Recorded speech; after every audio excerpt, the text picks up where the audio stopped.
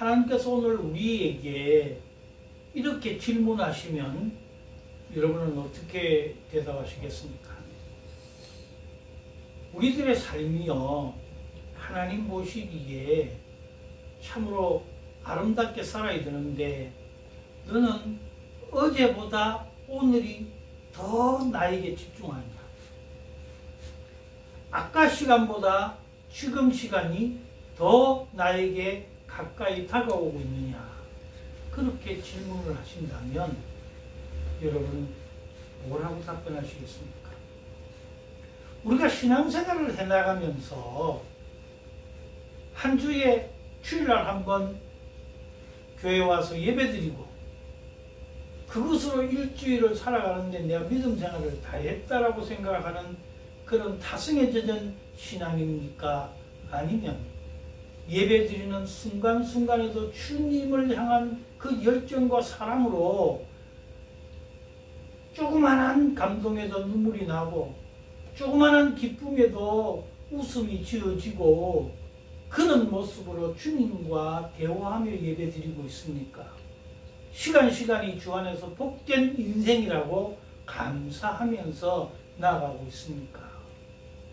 우리의 신앙을 점검할 때가 왔습니다.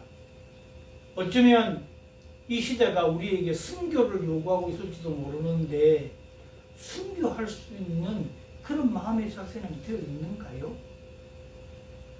우리가 하나님 앞에 온전한 모습으로 예배한 시간 드리는 것조차도 생각은 다른 데가 있고 하나님과의 관계가 멀어져 있지는 않는가요?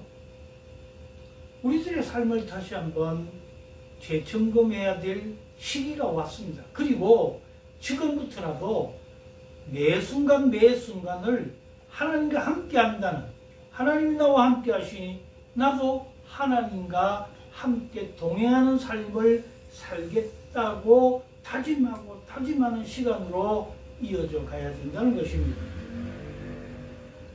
오늘 주님께서 우리에게 본문을 통해서 그렇게 말씀하십니다. 마태복음 21장 28절에서 32절 오늘 본문 말씀에 첫 질문을 이렇게 하십니다. 그러나 너희 생각에는 어떠하냐? 저는 이 말씀을 읽으면서요, 우리 하나님은 참으로 인격자시다. 우리 하나님은 나의 생각부터 먼저 묻으신다는 거예요. 너희 생각에는 어떠하냐? 내가 이렇게 말하려고 하는데 너희의 생각에는 어떻게 생각하냐? 여러분, 이런 신이 어디 있어요? 하나님은 우리에게 신의 권위로 말씀하시는 것이 아니고요. 너희 생각에는 어떠하냐? 그렇게 물으면서 질문하시면서 두 아들, 포도원 주인인 이 아버지가 두 아들에게 행한 모습을 가지고 우리들에게 생각을 묻습니다. 어떤 사람이 두 아들이 있는데 포도원을 경영하고 있었던 것 같습니다. 그런데 그 포도원에 오늘 할 일이 많아서 큰아들에게 질문을 합니다.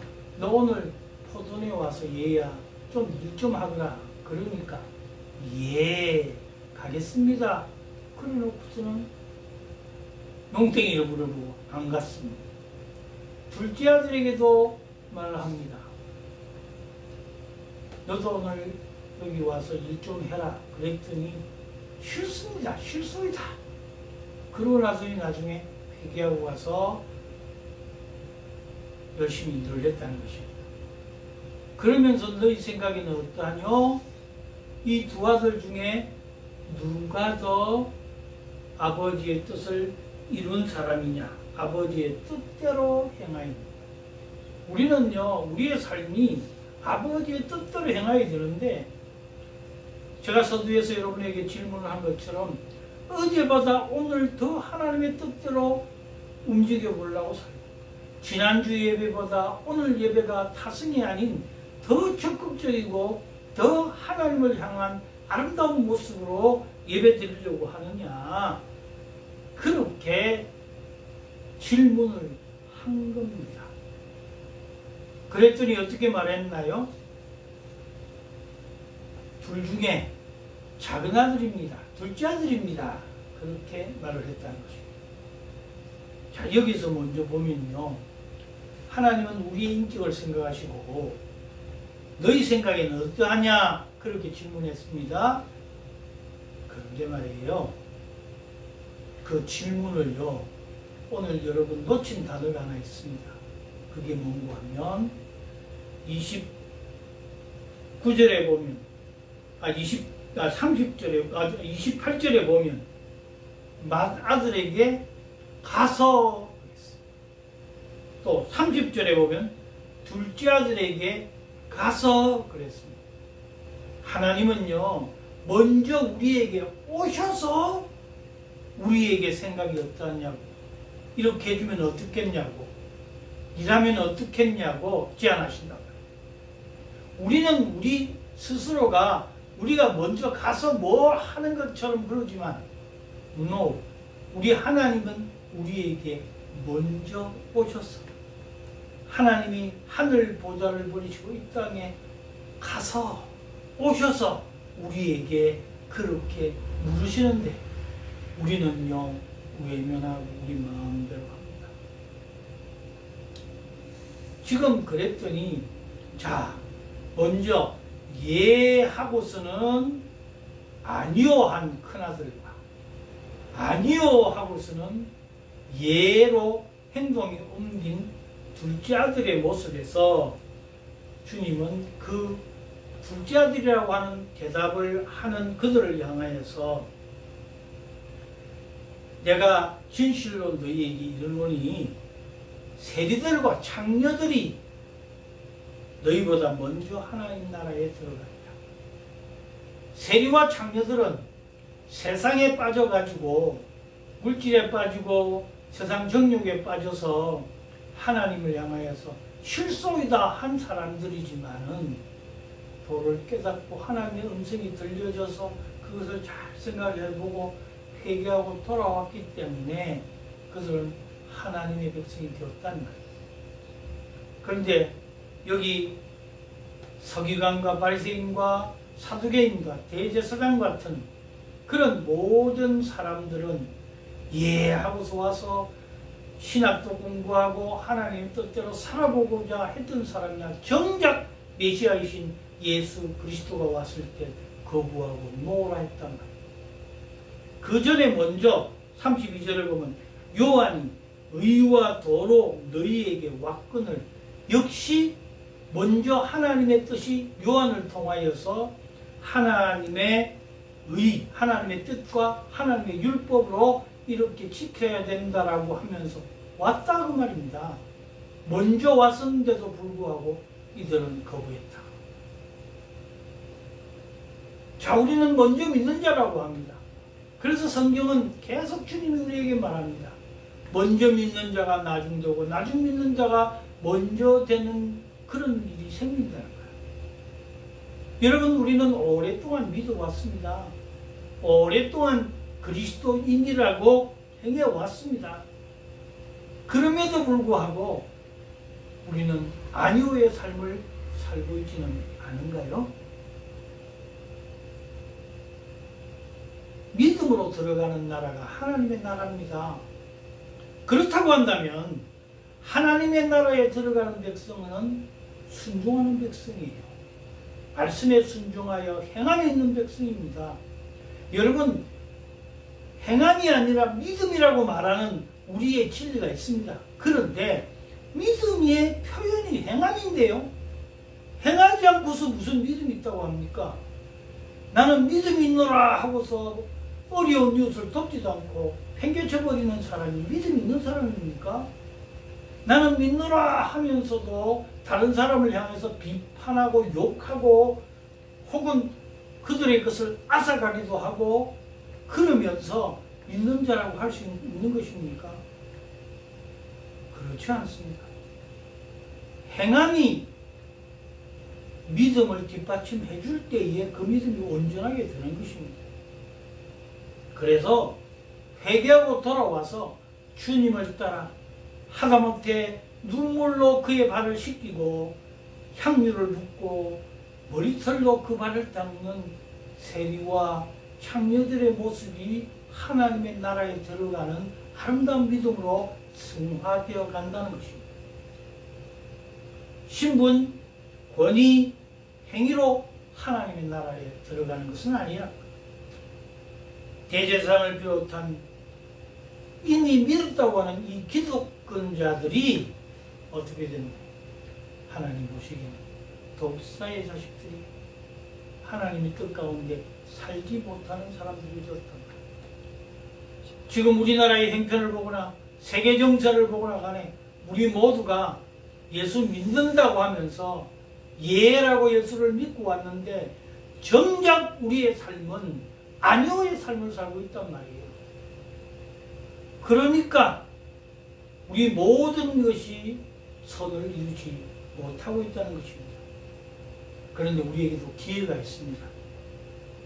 오늘 31절 말미에 보면 세리들과 장녀들이 너희보다 먼저 하나님의 나라에 들어가리라. 너희보다 먼저 했으니까 많은 믿는 사람들 있지만은 먼저 우선되는 기회가 우리들에게 주어져 있단 말입니다. 먼저 우리들에게 주어진 이 기회는요, 우리가 잘 생각해야 돼요. 믿음으로 사는 일은 저절로 이루어지지 않습니다. 내가 믿는다고 가만히 있어도 저절로 이루어지는 것이 믿음이 아니라 그런 말이에요. 그래서 먼저는 영적 권위의 자리에 있다고 해서 그가 하나님 나라에 들어가는 믿음의 사람이 아니라는 것이에요. 목사가 됐다고, 장로라고, 권사 안수집사라고, 여러분 그 직위를 가지고 하늘나라 간다? 절대로 아니에요. 목사 더 열심히 봉사하고 더 열심히 낮아지고 더 열심히 겸손히 하나님께 아뢰어 기도하고 말씀 준비하는 자가 될 때에 그는 하나님의 나라 백성이요. 장로, 안수집사, 권사 다 마찬가지입니다. 우리는 교회 안에서 그런 직위를 가지고 뭐 남들에게 지시나 내리고 내가 장로니까 당신들에게 권하노니 하면서 그들 먹거리라고 하는 그것 때문에 우리가 하늘나라 가는 것이 아니에요. 또 신앙의 연수로 우리가 하나님 나라에 가는 거야. 모태신앙이라고 내가 30년 믿었는데 50년 믿었는데 말로는 믿었는데 행위로는 전혀 믿음의 표현이 나타나지 않는 그 사람이 하나님 나라 간다고요? 그게 믿음으로 아름다운 열매를 맺는 자인가요? 아니라는 것입니다. 그 다음으로 성경의 지식을 많이 갖고 있다고 하나님 나라에 가는가요? 그렇지 않습니다. 창세기부터 요한계시록까지 66권을 나는 100번 통독했네. 100번 읽어서 막 암송도 되고 중요기저도 다 알고 있네. 알고 있으면 뭐하나요? 한 말씀이라도 붙잡고 순종하지 않는데 한 말씀이라도 하나님의 뜻대로 살지 않는데 그렇다면 우리가 너희보다 먼저 기회를 주어지는 자가 누구일까요? 바로 믿음으로 사는 삶이라고 하는 것은 하나님의 뜻에 우리가 순종하는 자입니다. 하나님의 뜻이 내게 오면 내가 마땅치 아니하고 내 마음에 들지 아니하고 도저히 이건 내가 할 수 없는 일이 아니겠는가 하는 그 순간까지라도 나는 하나님께 순종하겠다고 나아오는 자가 믿음의 삶을 사는 자입니다. 하나님은 어떤 경우에 나의 건강도 드리라고 합니다. 어떤 경우에는 나의 모든 가진 소유조차도 드리라고 할 때가 있습니다. 얼마나 순종하십니까? 얼마나 우리의 모든 재능을 주님이 달란트로 요구하실 때 아무도 놓지 아니하고 드리고 있느냐 말이에요. 우리는 달란트를 받아서 그 달란트를 파묻어 놓고 있다는 것은 뭐예요? 아, 이건 저절로 나는 이렇게 이것만 갖고 있으면 된다. 아닙니다. 사역자가 말이에요. 10년 전에 설교를 가지고 또 되풀이해 먹고 써먹고 하는 그것이 은혜인가요? 그렇지 않습니다. 며칠 전에 내가 설교를 하려니 참으로 여러 구절을 봐도 힘들다. 그러니까 제 처가 그런 말을 합니다. 아니 목사님 설교가 10년 전, 20년에 전에 했던 설교가 얼마나 젊었을 때 힘이 있고 우리를 향해서 그냥 회개케 하는 그런 설교인데 그거 다시 들춰내서 하면 되지 않습니까? 여러분 처음 받은 은혜로 이때까지 써먹고 왔는 사람, 그 사람은 믿음이 더욱 커지지도 아니하고 하나님 뜻대로 되지 않습니다. 저도 예전에 참 내가 봐도 은혜스러웠던 설교집을 끄집어내서 하고 싶은 욕망이 얼마나 많은지 모릅니다. 그러나 그것은 그때는 그것이 하나님의 은혜에서 내가 바로 전했지만 지금은요 그 은혜가 살아나지 않을 경우가 많습니다. 그건 지식의 전달일 뿐이지 은혜를 나누는 시간이 아니라 그 말이에요. 우리가 오늘 본문을 통해서 은행, 즉 말과 행동에 관련되는 관점에서 볼 때에 네 인간상을 볼 수 있습니다. 첫 번째와 두 번째는 오늘 본문에 나와 있는 대로 예 하고서는 아니오의 삶을 사는 사람. 두 번째는 아니오라고 했지만 예의 삶을 사는 사람.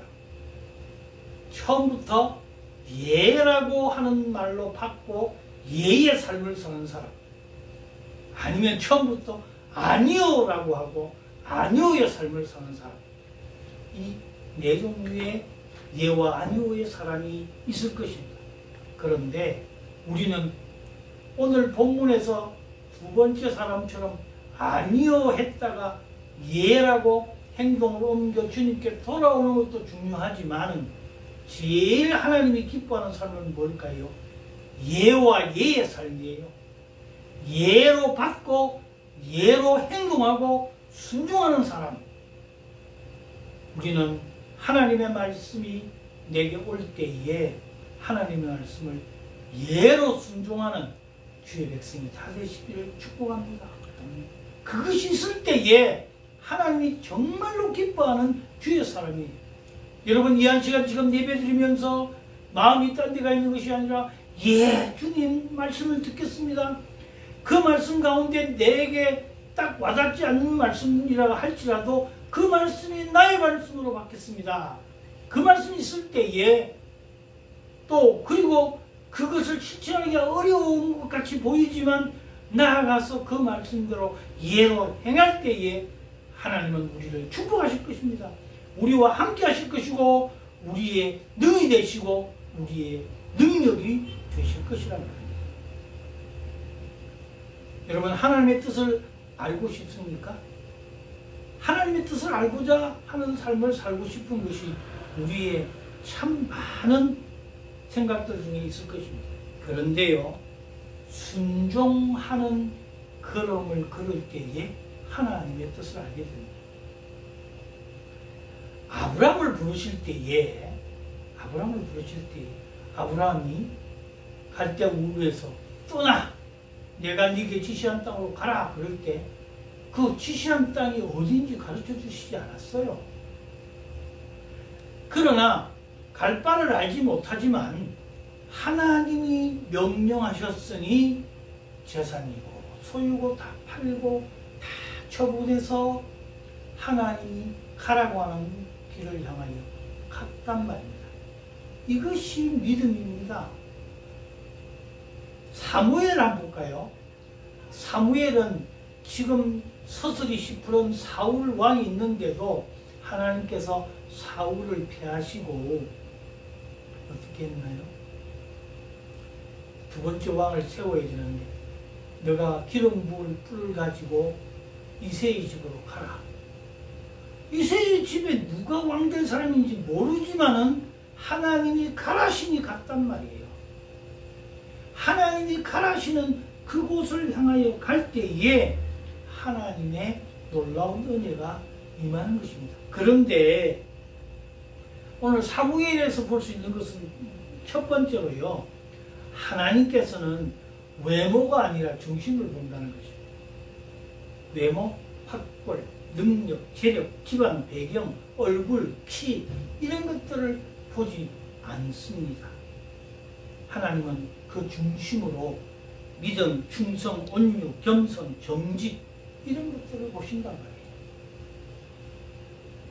이새의 아들 첫아들 엘리압이 지나갑니다. 엘리압을 보니까 얼마나 잘생기고 키도 크고 말도 잘하고, 이야, 그래서 뿔을 하나님이 여기 와서 이렇게 기름 부으라 했는가 보다. 그리고 기름 부으라고 하나님 안 돼. 아니야. 여러분, 우리는요, 사무엘이요, 이게 실수가 두 번째입니다. 첫 번째 사울은 어땠어요? 다른 사람보다 키가 그냥 목 위에 하나 더 있는 것처럼 키가 장대하고 정말 볼기 좋고 외모적으로 너무너무 잘생긴 그런 사람이어서 맞구나 하고 부었더니 결국 아니잖아요. 엘리압 부으려고 했더니 하나님이 이번에는 야, 너 정말 외모만 보는 거야? 아니야. 그리고 이새도 보니까 불러들이지 않았던 그 아들들 가운데서 아직도 들여서 양이나 치고 있는 목동이었던 다윗을 내 마음에 합한 자라 기름 부으라 하잖아요. 하나님은 외모를 보시지 않습니다. 또 하나님은요, 이처럼 말씀에 순종하여 나아가는 자에게 하나님의 은혜가 임하신다. 더더구나 여러분 깊이 오늘 말씀 가운데서 알아야 될 것은 뭔가 하면, 하나님은 순종으로 시작하는 첫 번째의 행동 다음에 목적지까지 계속 이끌어 가신다는 거죠. 아까 아브라함이 그랬죠. 사무엘이 그랬죠. 그 다음 단계는 하나님이 가르쳐 주시지 않았어요. 그러나 첫 번째 단계부터 순종하며 나아가는 자에게 하나님이 목적지까지 완벽하게 이루어 주신다는 사실입니다. 여러분, 목적지가 보이지 않지요? 그러나 지금 하나님께서 내게 말씀하시는 걸 순종하면 넥스트 스텝이 있단 말이에요. 다음 단계가 있단 말이에요. 그러면 그 단계에서 또 순종하면 그 다음 단계로 옮겨가고, 그 다음 단계에 순종하면 그 다음 단계로 옮겨가서 하나님이 주시는 놀라운 은혜가 있는 것입니다. 그렇기 때문에 여러분, 말씀이 떨어지면 이해하십시오. 그리고 이해로 순종하십시오. 그러면 그 다음 단계에 하나님의 놀라운 은혜가 있게 됩니다. 그리고 하나님의 놀라운 은혜가 있게 되는 그 순간 이미 하나님은 목적지를 정해놓아 주시고 우리에게 완전한 축복, 온전한 하나님 나라에 이르기까지 우리에게 주시는 놀라운 은혜가 있게 될 것입니다. 여러분, 하나님의 은혜는 하나님의 뜻이 내게 오면 순종으로부터 출발하시면 그 순종의 마지막 종착역에 도착할 때에 놀라운 은혜가 있음을 믿고, 오늘 또 하나님이 사랑하시고 기뻐하시는 그 길을 우리가 충만한 마음으로 걸어가십시오. 순간순간 놓치지 마십시오. 여러분, 하나님은 어느 순간 우리에게 역사하실 줄 모릅니다. 그러니까 그 매 순간을 하나님 앞에 온전히 올려드림으로 하나님이 기뻐하시고 선하신 목적을 이룰 뿐만 아니라 나와 나의 가정과 나의 공동체와 내 나라가 축복의 중심에 세워질 수 있는 귀한 저와 여러분이 다 되시기를 주 이름으로 간절히 축복합니다.